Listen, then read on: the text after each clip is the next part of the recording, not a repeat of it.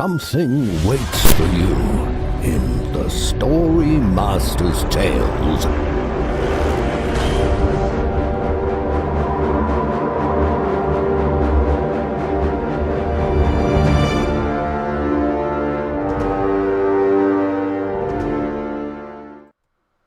Hello, hi, it's Ollie Mack here.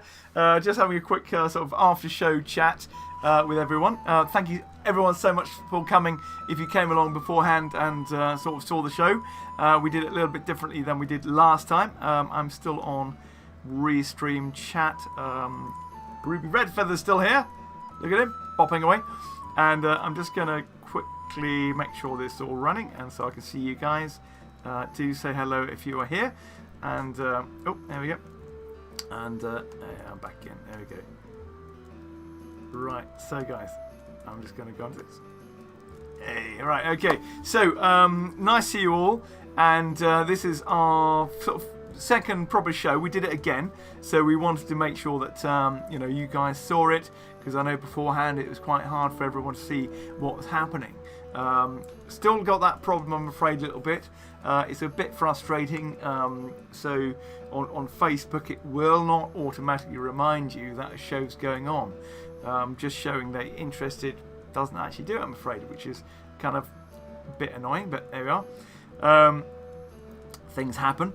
So I'm trying to work out a way of doing it. Facebook in the future will actually link in live shows in with the events, but at the moment they haven't done that, so knowing where to put it, it's been quite hard. But for the moment, just think that it's definitely going to be at the times we say on the main page. Okay, so if you go there on the Story Master Tales page, it will definitely be there.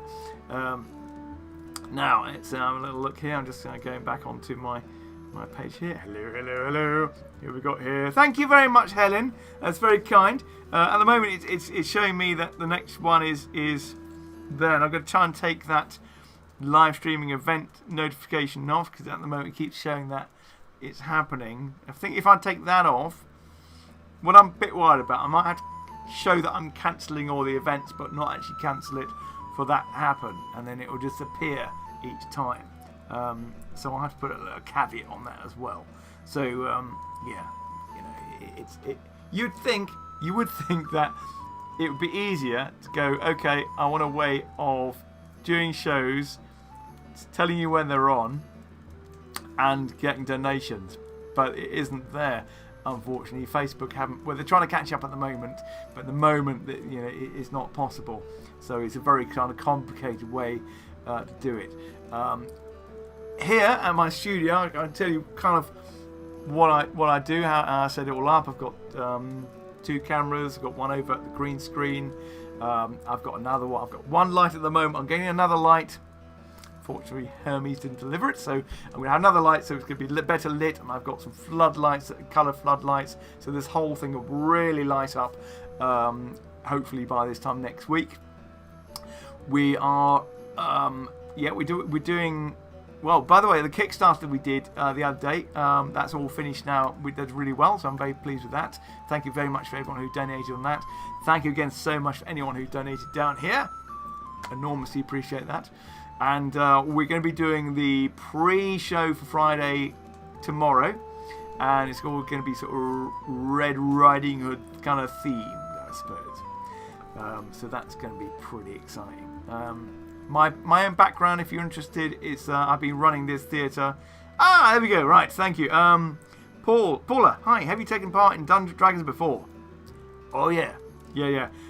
Basically, Paula, what I've been doing sort of interactive fantasy shows in one way or another since about 14 years old. I used to do LARPing, so I used to make all the costumes and props and masks and bits and pieces when I was very young. And then I've been working in theatre, and I've had this storytelling theatre for 4 years now, where we've been doing interactive shows. But yeah, Dungeons & Dragons, loads of that kind of thing. More actual, more things like fighting fantasy books. Again, LARPing, so getting the two together. And what I've been trying to do is make it as accessible as possible, so the kids can play along, You don't have any rules. Rules aren't that interesting to me, actually. I'd rather get to the storyline as quick as I can. And if you came here, obviously I appreciate that you can't, but it does open us up to an international audience. But if you came here to the studio, you'd find yourself physically stepping through the portal of power. So we open the curtains and then you interact with the characters, a little bit like you're doing now. Very quick changes. This is the first show I've done, incidentally, where I've had the wizard outfit on and off as quickly. I've had to get some toupee tape to make it work so I can get it on and off. It was quite a bit of practicing to get that right, but hopefully that worked. Beforehand, it was just me. I just say I've been shaved, but hopefully it worked for you. So the next show we're doing, I'm again trying some slightly different things. For each one, I have to kind of set it up so that every scene I know where I'm going to cut to, and I have to remember that, and I do all the cues as well as doing all the other bits and pieces.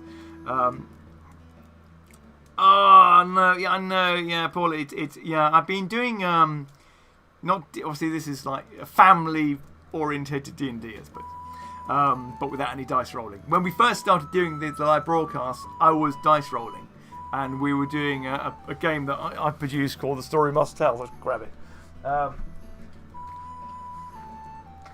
And The Story Must Tell, it's a game that I kind of designed off the back of doing the shows here. So you can play it with, well, I think the youngest we've had is about 5. It's kind of designed for 6 upwards.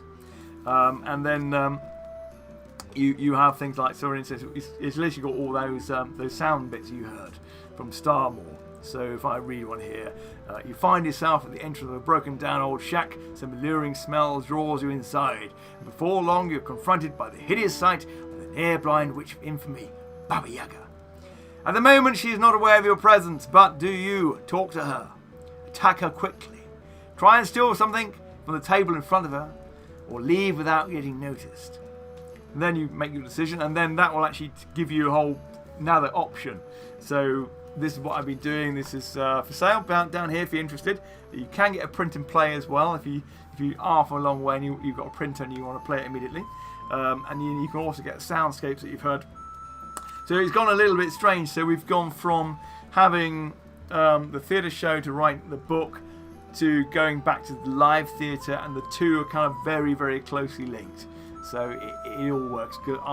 I've got most of the costumes and props from pretty much all the characters in here.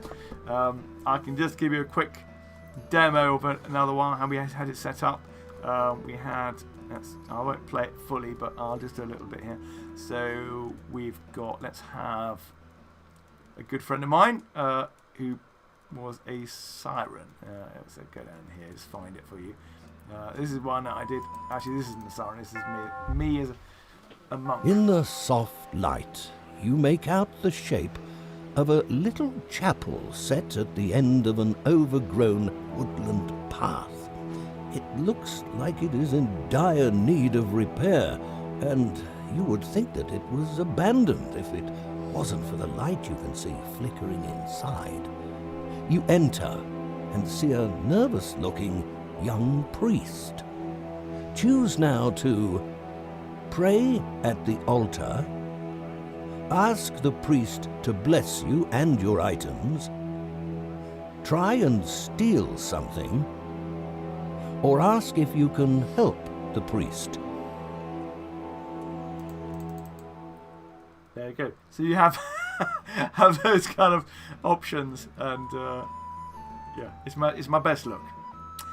Right, okay, guys, I'm gonna go now. It's terribly late here. It's 3:10 in the afternoon, so I'm gonna do the quest of going shopping in Tesco's now, which is thrilling. Yeah. But for the moment, thank you very much, guys. Take care, and I'll hopefully see some of you tomorrow. Spread the word of this. We obviously want as many people to join it as we can. And thank